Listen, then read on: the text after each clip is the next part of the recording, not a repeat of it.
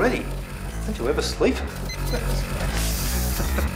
Oh well, show the priest having his breakfast. I suppose that's entertained some people. It's going to be a busy day actually today.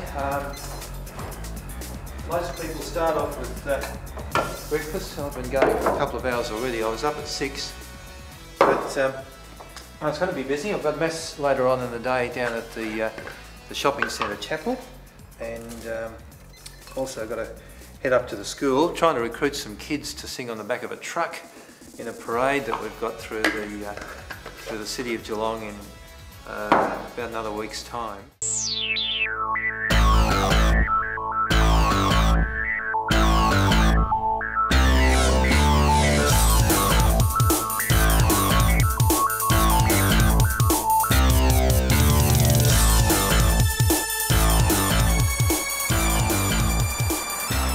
Well, here we are. It's Year 12 end of year celebrations at Catholic Regional College here in Geelong. They've asked me to come along. They're having an assembly and a liturgy this morning, and they've asked me to come along just to share a reading and perhaps reflect on some sort of message or something to guide them as they finish the year, get up for exams, and then face the future, which for them, as it is for me, is a little bit unknown. I think the best thing about being a priest is simply just the extraordinary variety of people and situations you can meet in a 24-hour period, in a week, in a month, whatever. I just find it really is an extraordinary privilege to be a priest and to be able to gain entry into people's lives in the most personal, in the most vulnerable, in the most joyous, in the most traumatic of their lives, to allow a perfect stranger in, with not much time to build a rapport, a professional relationship, just in the middle of the night, in the day, on a weekend, at a baptism or wedding or funeral, just in a simple passing encounter. Just the way I'm privileged to be able to enter into people's lives. That's one of the most extraordinary rewards and joys of being a priest. I think the best thing about being a priest, without sounding too sanctimonious about all this, but in the long run, the best thing about being a priest is the Eucharist. Ultimately, that's the thing that makes the difference between being a priest and not being a priest.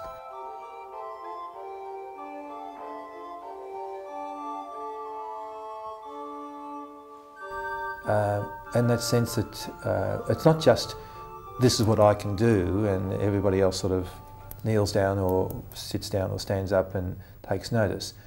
It's that sense that you've got something to offer, to stand in front of whether it's a Sunday congregation of 400 or 500, or whether it's a weekday congregation of 25 or 30 or even or less, but to say these people have come along, made time in their busy day or whatever, or come to a funeral or wedding, and they've come because this is something that they believe is pretty special in their life, and it's something I'm able to do for them. You all set, girls? Yes. Right. Nod.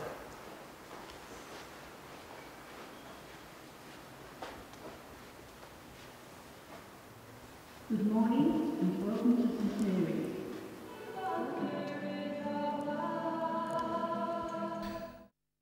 Well, prayer is an important part of one's life as a priest, and for me, in my daily life and ministry, reflection on the Word of God is important, both in my daily prayer and in preparing, especially Sunday homilies. I find the Eucharist is something which is so important. It's a thing which nourishes, it's a thing that brings the community together. It nurtures my faith, it brings together the joys and the struggles, it brings together their life, it brings together mine, and as I said, it nourishes us for our common journey as disciples of the Lord, as disciples of Jesus.